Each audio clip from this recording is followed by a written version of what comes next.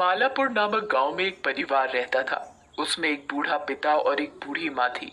उनका एक बड़ा बेटा कपिल और उसकी पत्नी सरोज थी। उसका एक बेटा था जिसका नाम संजू था। वो बहुत ही नालायक था। उनका एक छोटा बेटा दीपक और उसकी पत्नी सपना थी। उसके एक बेटा था जिसका नाम किशन था, जो बहुत ही समझदार और होशियार था। लेकिन उसे कोई भी प्यार नहीं करता था क्योंकि वो एक किन्नर था। उसके किन्नर होने की वजह से सब दीपक और सपना को भी उल्टा सीधा बोलते थे, जबकि सब लोग संजू को ही प्यार करते थे। किशन का एक दोस्त भी था जिसका नाम रवि था। वो किशन की प्रॉब्लम समझता था और हमेशा उसे समझाता रहता था कि तुम लोगों की बातों पर ध्यान मत दिया करो। लेकिन सभी लोग उससे नफरत करते थे क्योंकि वो लड़कियों की तरह रहता था। इसी वजह से सभी लोग उसका मजाक उड़ाते थे। वो अपने इस स्वभाव की वजह से बहुत परेशान रहता था। एक दिन की बात है, संजू किशन से कहता है, अरे ओए किशन, मेरे लिए खाना तो ला दे और मेरे कपड़े प्रेस कर दे, मेरा कमरा भी साफ कर देना। वैसे भी तुझे लड़कियों वाले काम करने में अच्छा लगता है। भैया, आप ऐसे क्यों बोल रहे हो? मैं भी तो लड़का हूँ, पर काम तो तेरे सारे लड़कियों वाले हैं। चल जल्दी से मेरा काम कर और जा यहाँ से। किशन संजू का काम करके नहाने चला जाता है और नहाने के बाद उसका मन करता है कि वो सलवार सूट पहन ले, और वो सलवार सूट पहनकर अच्छे से तैयार हो जाता है। तभी उसके दादा दादी किशन को आवाज लगाते हैं और कहते हैं, किशन, मेरा चश्मा तो लाना। अभी लाया दादाजी। ये क्या हाल बना रखा है?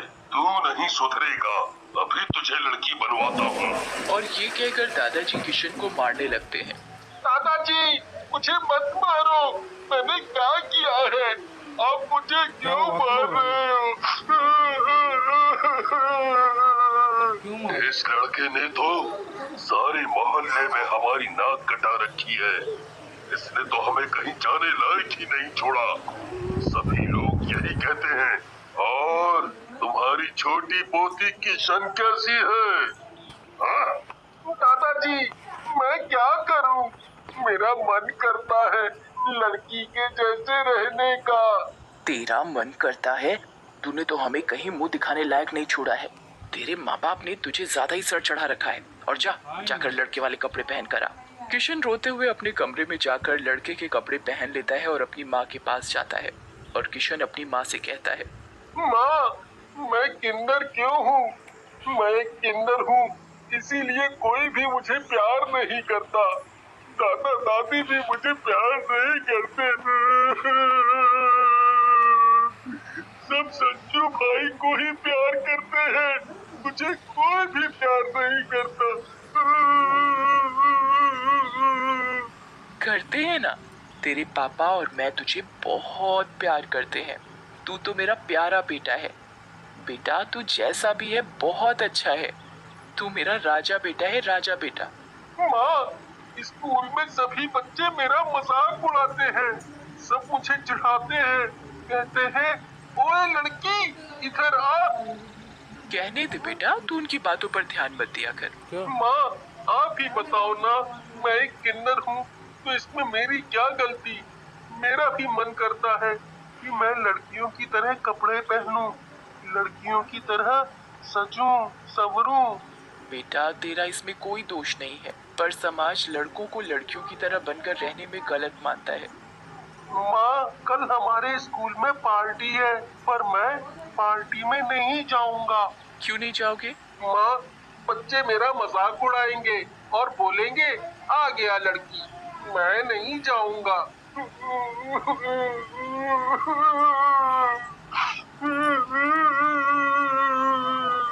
और किशन रोने लगता है। किशन बेटा, दिल छोटा नहीं करते। तुम्हें जाना चाहिए और सबका सामना करना चाहिए। तुम किसी से कम नहीं हो, तुम भी उनके जैसे ही हो। और किशन माँ की बात सुनकर कहता है, माँ, तुम कहती हो तो मैं चला जाऊंगा। और अगले दिन, अरे किशन, क्या बात है? आज तो तू एकदम हीरोइन की तरह चमक रहा है। लेकिन किशन स्कूल के बच्चों की बातों पर ध्यान नहीं देता और वहाँ से चला जाता है। तभी किशन का दोस्त रवि मिलता है। वह उससे कहता है, कैसे हो किशन? ठीक हूँ। और तुम बताओ, कैसे हो? मैं भी ठीक हूँ। ये सब तो पागल हैं, तुम इनकी बातों पर ध्यान मत दिया करो। जब इनको तुम्हारी जरूरत होती है तो ये सब तुम्हारे आगे पीछे घूमते हैं और बाद में तुम्हारा मजाक बनाते हैं। तुम भी अब इनकी कोई मदद मत करना। कोई भी तुमसे चैप्टर समझाने या मैथ के प्रश्न पूछे तो मना कर देना। कभी ऐसा नहीं कहते। कोई बात नहीं, जाने दो। मैं इनकी बातों का बुरा नहीं मानता। पता नहीं भगवान ने मेरे साथ ऐसा क्यों किया, मुझे किन्नर क्यों बनाया। तभी किशन की क्लास के बच्चे आ जाते हैं और वो किशन को देखकर हंसने लगते हैं और कहते हैं,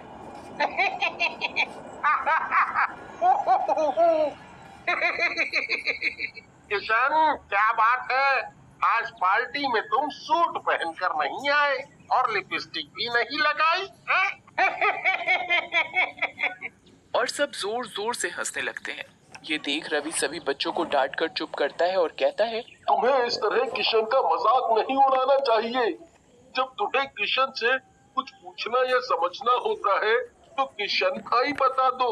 अब तुम उसका मजाक बना रहे हो, ये गलत है। इसमें किशन की क्या गलती है? वो भी हमारी ही तरह है। जाने दो रवि। ये कहकर किशन वहाँ से चला जाता है और वो एक नदी के किनारे जाकर रोने लगता है।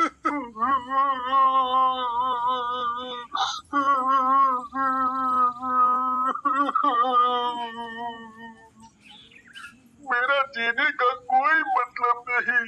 सभी लोग मुझसे नफरत करते हैं। मेरे दादा दादी, मेरा भाई। मन करता है कि मैं मर जाऊं। गुस्से में आकर किशन नदी में कूद जाता है। उस नदी के किनारे एक पीपल का पेड़ होता है। उसी पेड़ पर एक चुड़ैल बैठी हुई ये सब नजारा देख रही होती है और वो नदी में कूद जाती है और किशन को बचा लेती है। तुम मरना क्यों चाहते हो? चुड़ैल? तुम तो चुड़ैल हो। तुमने मुझे क्यों बचाया? क्योंकि मैं एक अच्छी चुड़ैल हूँ। मैं भी एक किन्नर था। मेरा भी सभी लोग मजाक उड़ाते थे। एक दिन मैंने दुखी होकर नदी में कूदकर अपनी जान दे दी। मेरे मरने के बाद मेरे माँ बाप ये सदमा बर्दाश्त नहीं कर पाए और वो भी मर गए। तब से मैं चुड़ैल बनकर इसी पेड़ पर बैठी हूँ। मुझे मर जाने दिया होता। मैं जीना नहीं चाहता। सभी लोग मेरा मजाक उड़ाते हैं क्योंकि मैं एक किन्नर हूँ। किन्नर होना क्या गुनाह है? मेरे भैया, मेरे दादा दादी, मेरे दोस्त सभी मुझे लड़की कहकर चिढ़ाते हैं। अच्छा, ये बात है। तुम चिंता मत करो, मैं हूं ना, सब ठीक हो जाएगा। अब तुम अपने घर जाओ। और किशन अपने घर चला जाता है और घर जाकर वो सो जाता है।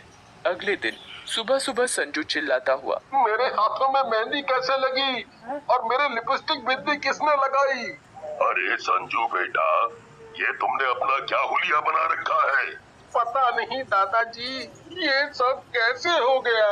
जाओ, जाकर अपना मुंह धोकर आओ। और संजू बाथरूम में अपना मुंह धोने चला जाता है। जब वो अपना मुंह धो रहा होता है तो पानी की जगह खून आने लगता है। लाइट अपने आप जलने बुझने लगती है। तभी आईने में उसे चुड़ैल नजर आती है और कहती है, आज मैं तुझे अच्छे से सजाऊंगी। तभी तुझे पता चलेगा कि किसी की भावनाओं के साथ खिलवाड़ नहीं करना चाहिए। चुड़ैल उसका ऐसा मेकअप करती है कि वो अपना चेहरा देखकर डर जाता है और वो बड़ी मुश्किल से अपना मेकअप उतारता है, पर हाथों की मेहंदी नहीं उतरती और उसे ऐसे ही स्कूल जाना पड़ता है। और स्कूल पहुंचकर, अरे संजू, तुम्हारी क्या शादी हो गई है जो तुमने अपने हाथों में मेहंदी लगा रखी है? स्कूल के सभी बच्चे जोर जोर से हंसने लगते हैं। ये भी किशन के जैसा बन गया है। सभी बच्चों को संजू का मजाक उड़ाता देख किशन सभी बच्चों को डांटता है। चुप करो तुम सब। अगर किसी ने मेरे भैया को कुछ भी बोला तो अच्छा नहीं होगा। किशन की बात सुनकर रवि संजू से कहता है, देखा, तुम हमेशा किशन का मजाक उड़ाते थे। आज उसने ही तुम्हारा साथ दिया। किशन भाई, मुझे माफ कर दो। मैं अब तुम्हें कभी भी गलत नहीं बोलूंगा। मुझे अपनी गलती का एहसास है। संजू किशन को अपने गले लगा लेता है और दोनों बहुत खुश होते हैं और हंसी खुशी अपने घर चले जाते हैं। घर पहुंचकर दोनों भाई आपस में खूब बातें करते हैं। उन्हें इस तरह आपस में प्यार से बातें करता देखकर किशन की माँ सपना बहुत खुश होती है। चलो अच्छा है, दोनों भाई आपस में प्यार से रहने लगे हैं। सब लोग रात का खाना खाकर सो जाते हैं। जब घर के सभी लोग सो रहे होते हैं तो चुड़ैल दादा दादी के कमरे में जाकर दादा को साड़ी पहना देती है और उनके माथे पर बिंदी लगा देती है और दादी को पैंट शर्ट पहना देती है। अगली सुबह जब दादा दादी सोकर उठते हैं तो अपने आप को ऐसा देख डर जाते हैं। अरे ये हमारे साथ क्या हो गया? ये किसने किया? मुझे औरतों जैसा किसने बना दिया और तुम्हें आदमी जैसा?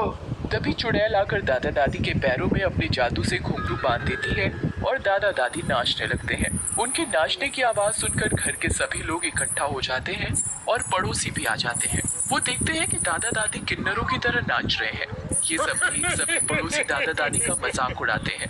अरे मेरे तो पैर ही नहीं रुक रहे, मैं तो नाचते नाचते थक गया। कोई रोको, कुछ करो, ये क्या हो रहा है? तभी दादाजी के बालों में चुड़ैल गजरा लगाती है। ये देख दादाजी डर जाते हैं। चुड़ैल मुझे छोड़ो, मुझे छोड़ो। अब तुझे पता चलेगा कि तूने अपने ही पोते के साथ क्या किया है। तुझे एहसास भी है इस बच्चे के ऊपर क्या गुजरी होगी जब अपने ही मजाक बनाते हैं साथ नहीं देते। मेरे दादा दादी को छोड़ दो, वो मेरे दादा दादी हैं। मैं उनके साथ ये सब होते नहीं देख सकता। देखा, ये तुम्हारा पोता आज तुम्हें ही बचा रहा है। हमें माफ कर दो। अब हम कभी भी किशन का मजाक नहीं उड़ाएंगे, उसकी भावनाओं की कदर करेंगे। दादा दादी और घर के सभी परिवार वाले किशन को गले लगा लेते हैं और किशन को खूब प्यार करते हैं। अगली सुबह किशन स्कूल के लिए लेट हो रहा है, जल्दी करो। जी भैया। और दोनों साथ साथ स्कूल जाते हैं। स्कूल पहुंचकर संजू और किशन देखते हैं कि जो बच्चे किशन का मजाक उड़ाते थे वो सभी लड़कियों की तरह बने हुए हैं। अरे ये तुम्हें क्या हुआ? तुम लड़कियों की तरह क्यों बने हो? उन सब की ये हालत चुड़ैल ने की होती है।